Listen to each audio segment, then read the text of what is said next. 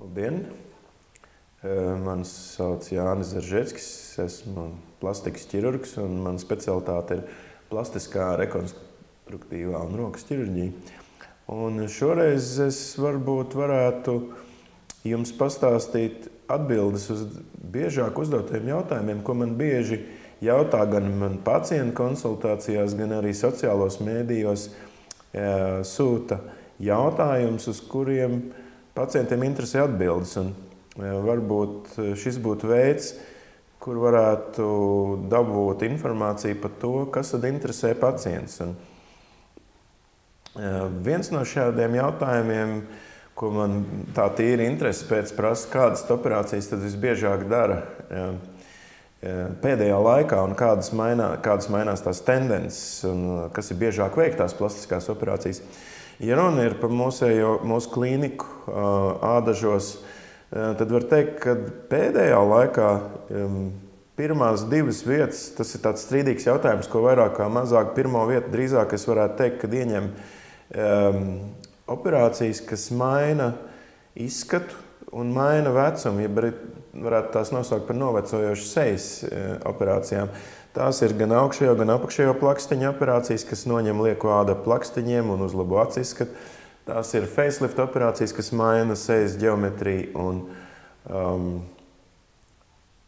maina izskatu. Un pēc tādas operācijas pacients izskatās vismaz kāds 10 gadus jaunāks. Un tās ir tendences, tās ir operācijas, kas varbūt ir top 1, varētu pat teikt. Bet ļoti tūs skaits ir arī tām operācijām, ja runa par krūšu ķirurģiju. Un tā joprojām ir aktuāla implantu ielikšana un arī krūts formas korekcijas operācijas. Nedaudz mazāk ir operācijas, kur tieši pretēji problēma tiek risināta, ja arī krūšu samazināšanas operācijas. Tās varētu teikt, ka varētu ierindot otrā vietā. Trešā vietā varbūt tās būtu deguna korekcijas operācijas, ausu korekcijas operācijas, kas maina degunu, ausu izskatu, kādreiz ausis ir tālāk no galvas. Tās pacienti kādreiz ir bērni, kuri vēlas koriģēt, un ja bērni atved savus vecākus, ņem līdzi pie rokas un ved pie manis, tad mēs varam šiem bērniem pieremontēt ausis, lai nesmējās pa viņiem skolas biedri. Tad varbūt retāks, bet arī tomēr pietiekoši izplatīts ir arī vēderi, kur ir iztaipīta vēderāde, abdominoplastikas operācijas, kas veic vēderu plastiku. Tas apmēram ir, var teikt, ka biežākās operācijas, kuras tiek veikts mūsu klīnikā Ādažos. Vēl ir bieži jautājums, ko man ārkārtīgi bieži pacienti prasa, un ir visdažādākie priekšstati, kā rūpēties un vai vajag rūpēties par, un kā jākopja brūces pēcoperācijas periodā. Jo ir tādi standarta priekšstati sabiedrībā, tas ir jautājums, uz kuru es gribētu pievērst uzmanību tiem, kas ir veikuši kādreiz kāda brūces sašūta ir. Ko darīt? Kas ir jādara? Un mans padoms, kas kādreiz pa ko brīnās man pacienti, ko es iesaku, neiejaukties šajā dzīšanas procesā. Jo, ja ir izbeigta ķirurģiska operācija, tad ir sašūta brūce, un jāatcerās, ka brūces dzīšanas process ir ārkārtīgi smalks mehānisms. Es to varētu salīdzināt ar Šveices pulksteni. Un viņš ir miljoniem gadu laikā visām dzīvajām būtnēm izstrādājies mehānisms, kas ļauj jebkurai brūcei sadzīt. Un viņam ir vairākas stadijas tam dzīšanas procesam. No sākuma ir proliferācijas fāze, kur tiek piegādātas visas barības vielas, izveidojas normāla homeostāze, un brūce pats sadzīst. Un visgudrākais ir netraucēt šo dzīšanas procesu. Protams, man pacienti bieži jautā, ko man darīt, lai brūce ātrāk sadzītu, bet šiem pacientiem es saku, ka galvenais ir netraucēt, jo ja šis smalkais mehānisms, kas ir kā Šveices pulkstenis, ja jūs sāksiet sist rāmuru pa to pulksteni un gribēsiet, lai viņš iet ātrāk, jūs nezināt, kas notiks. vai viņš varbūt ies pa ātri, vai viņš ies pa lēnu, vai viņš vispār apstāsies, nevajag viņu traucēt.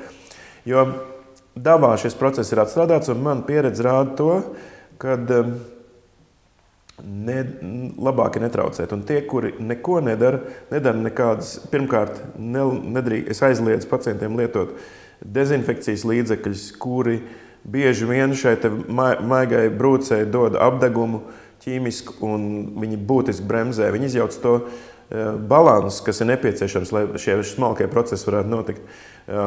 To svešvārdā sauc par homeostāzi. Tas nozīmē, ka, lai brūce labi varētu dzīt un šie procesi varētu notikt, tur ir vajadzīgs nepieciešams noteikti temperatūra, noteikts mitrums, noteikts skābums, noteikts osmolārais spiediens. Tie ir visi tie faktori, kas ir nepieciešami, lai šis sekmīgi varētu notikt. Un, ja mēs nepārsienam brūces, ko es saku nepārsiet līdz šo noņemšanai, nelietot dezinfekcijas līdzekļus, tiem visiem maniem pacientiem parasti brūces atzīst ļoti labi.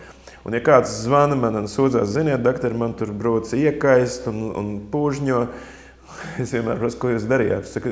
Pacients saka, es kārtīgi ar ūdeņradu mazgāju un spirtu apstrādāju. Tad, ja es iesaku to nedarīt, tad parasti paiet vēl kādu nedēļu un brūce ir labi sadzījusi un jāļauj to darīt. Tātad, ko es gribu ar to teikt, kad katram doktorim, protams, ir sava pieeja brūču dzīšanā, bet saviem pacientiem es cieši iesaku pieturēties pie tām rekomendācijām, ko mēs dodam katram pacientam izrakstoties no slimnīcas. Tātad ir vajadzīgs mierīgs režīms, jādod brūcei pietiekoši laiks dzīšanai un nevajag šo laiku steidzināt. Tas ir nepieciešams. Un arī viss process nevajag pa viņiem uztraukties. Pacients saka, jā, bet man, ko mēs operējuši zem rokas, viņas roka ir pietūkusi.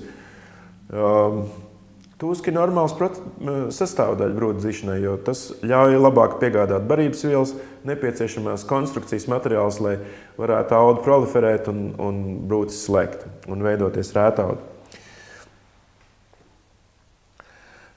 Tad, ja šo te visu ievēro, parasti ir vislabākie rezultāti un pacienti ir apmierināti ar to, kā brūce ir sadzījusi.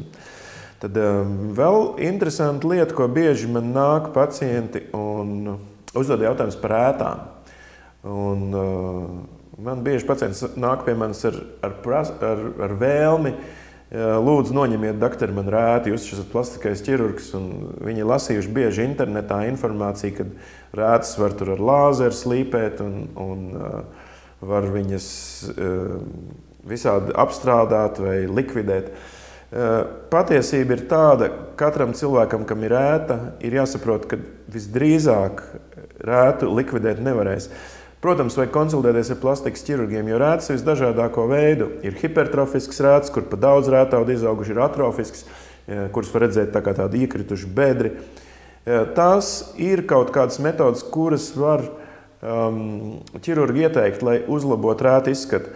Bet neticiet nevienai no metodēm, ja jums kāds ķirurgs vai speciālists vai lāzeru speciālists teiks, ka viņš šo rētu jums likvidēs. Jo vairāk kā 30 gadu laikā es neesmu redzējis nevienu gadījumu, kad būtu izdevies rētu likvidēt, lietojot vienu vai otru no tādām aizdomīgām metodēm, kas varētu izņemt rētas ārā.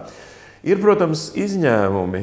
Ārkārtīgi ir uz cilvēka ķermeņa retas vietas, kur rētas nepaliek. Un to es saku pacientiem, kas nāk un vēlas darīt acu plaksteņu operācijas, ja blefaroplastikas, jo tā ir viena no retām vietām, kur no sākuma rēta redzam kā tievu līniju, kur pēc tam dabīgā veidā izdziest un ir gandrīz nemanām, bet tās ir ļoti retas vietas.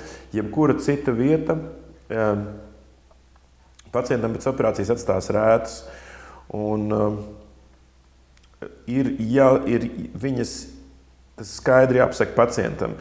It sevišķi tas ir svarīgi tās operācijas, kuras atstāja vairāk rētu. Ja, piemēram, ir runa par krūšu pacelšanu operāciju, tad tās krūšu pacelšanas operācijas vienmēr atstāja rētas. Un viņas var būt, tas ir viens no riska faktoriem, ka pacientam arī var būt neglītas šīs rētas, jo Visiem pacientiem ideāli sašujot brūces, viņas no sākuma visiem izskatās vienāds, bet pēc tam katram dzīšanas process iet savu gaitu, un varbūt vai nu tā hipertrofiskā rēta, kur ir sārta, neglīta, un varbūt kādreiz iekaisuma faktors tur var spēlēt kaut kādu lomu, viņas var būt iekaisušas, un tad tās rētas varbūt neiznāk tik glītas, kā pacients gribētu. Un visi pacienti, kas nāk pie manas konsultācijām, es saku, un parādu, kādas būs rētas, un kad ar to jārēķinās. Un trūkums vienīgi ir tāds, ka bieži sēžot konsultācijā pie manas pacients, kas klausās un atceras tikai to, ko viņš grib dzirdēt, jo protams, rētas ir negatīvais faktors. Viņi domā, gan jau man rētas nebūs. Un man ir bijuši pacienti, kam ir izdarīta ļoti laba tā krūšu formas korekcija un ir pacelts krūtis, un pacients saka, ka ļoti labi iznācis, un man nekad nav bijusi tik brīnišķīga krūšu forma. Tagad noņemiet man rētas, jūs taču esat plastiskais ķirurgs, un es internetā lasīju, ka jūs viņus varat noņemt. Jā. Tā, protams, nav patiesība. Tādēļ vienmēr jācenšas, kad jūs skatāties internetu, vienmēr pievēršat uzmanību, kas ir šīs informācijas avots un kāda ir viņa reputācija. Un bieži vien avots ir nezināms un reputācija ir nezināma, tā kā tā informācija visdrīzāk ir maz ticama. Tad vēl ir, man bieži jautā, vai varbūt tās vajadzīgi kādu speciālu krēmu lietot. Protams, ir iespēja rētas padarīt it kā labāks. Vienam otram no pacientiem viņas palīdz. Es dažiem pacientiem iesaku lietot stratadermu gēlu, bet arī ir ārkārtīgi svarīgi ievērot, kad to darīt. Jo, ja mēs šo gēlu sākam lietot par ātru, tas ir gēls, kurš it kā mazina rētas, jo ir jāsaprot, ka pirmā rētas veidošanās stadija, kad ir proliferatīvā fāze, kad ķermenis veido rētu, lai savienotu stingri brūces malas, viņas kārtīgi sadzītu. Pēc tam ķermenis pats pārbauda, ka viss ir labi sadzīts, un tas iet vismaz kādas 2 nedēļas, kādreiz līdz pat 3 nedēļām, pēc tam ieslēdzas pretējais process, un līdz pat nākamajiem 6 mēnešiem liekie rētaudi paši parasti uzsūcās un paliek mazāk. Lai to veicinātu, var lietot šos stratadermu krēmus. Bet kādreiz ir pacienti, kas ir ārkārtīgi centīgi un grib mazināt rētošanos, un tādā procesā, kad notiek proliferatīvā fāze, viņi sāk smērēt šos krēmus, un brūce vienkārši atnāk vaļā, jo šie krēmi neļauj veidoties rētaudiem. Tā kā vēlreiz gribu atgādināt, ka svarīgi ir sekot ārsta norādījumiem un tādas iniciatīvas, kurām saknes nāk no plašajām interneta dzīlēm, varbūt neņemt tik ļoti vērā, bet vairāk uzticēties padomiem, ko jums dod ārstējušais ārsts, ārstējušais ķirurgs, kas jums ir taisījis operāciju. Tā kā, ja vēl kādi jautājumi, droši sūtat e-pastus. Viss kontakta informācija atrodam mūsu weblapā www.plasticsurgery.latvija. Un būšu priecīgs sniegt jums nepieciešamo informāciju. Paldies, ka klausījāties!